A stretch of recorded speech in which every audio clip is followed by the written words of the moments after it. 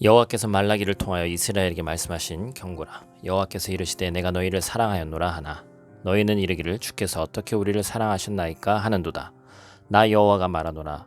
에서는 야곱의 형이 아니냐. 그러나 내가 야곱을 사랑하였고 에서는 미워하였으며 그의 산들을 황폐하게 하였고 그의 산업을 광야의 이리들에게 넘겼느니라.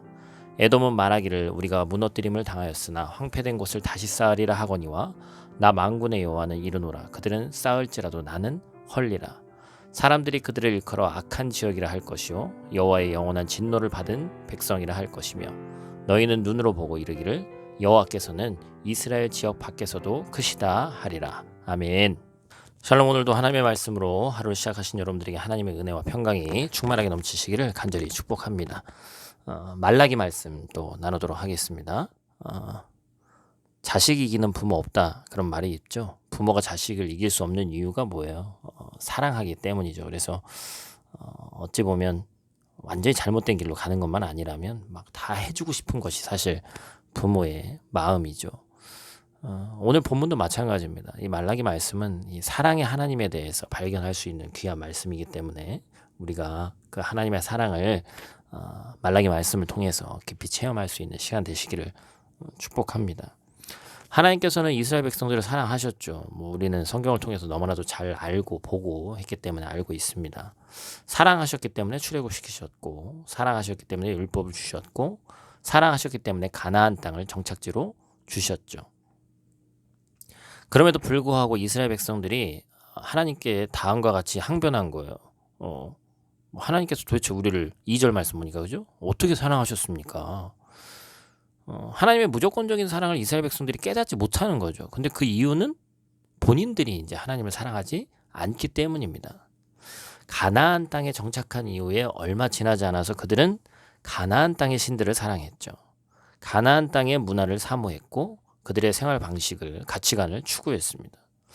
하나님은 이런 행위를 이제 신앙적으로 영적인 간음이다 이제 그렇게 표현을 하셨죠.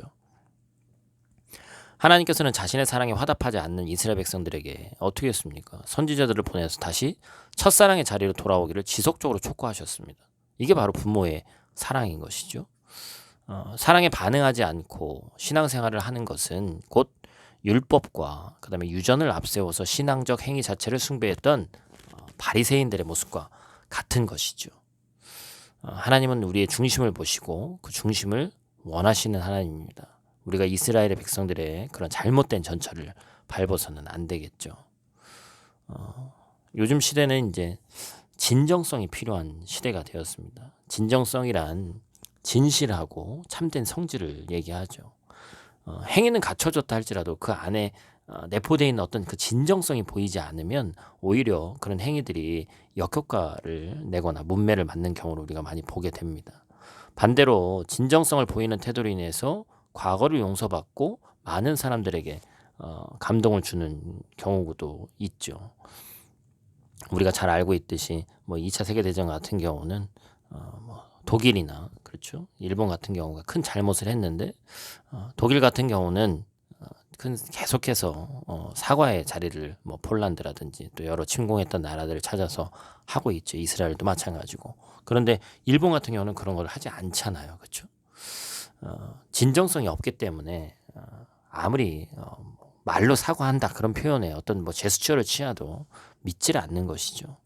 하나님께서도 우리에게 진정성 있는 신앙생활을 요구하시는 거예요. 말라기 선지자는 하나님께 드리기에 부적절한 제물을 서슴없이 드리는 이스라엘 백성들의 태도를 지적하고 있습니다. 그냥 예배가 형식적인 것으로 그쳐져 있는 것이죠. 허례허식이 돼버린 것이죠. 우리의 삶이 또한 우리의 예배가 하나님을 향한 진정성이 있어야 한다라는 것입니다.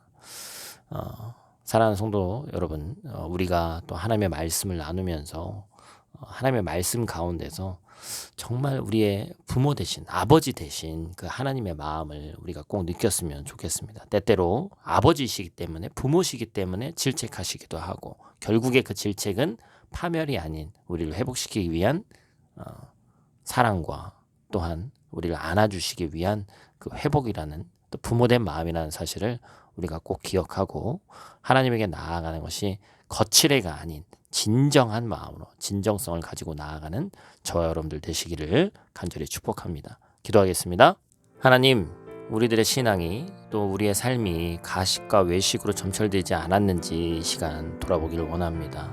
하나님의 사랑에 반응하지 않는 무감각, 그리고 교만한 태도, 진정성 없이 예배했고 하나님께 나아갔던 이스라엘 백성들처럼 그것이 무거운 또한 죄악임을 깨닫기를 원하오니 하나님, 오늘 하루도 하나님의 마음을 더욱더 파악하고 가까이 가고 하나님께서 무엇을 원하시는지를 알 수 있는 귀하고 복된 저희들 될 수 있도록 하나님 도와주시옵소서.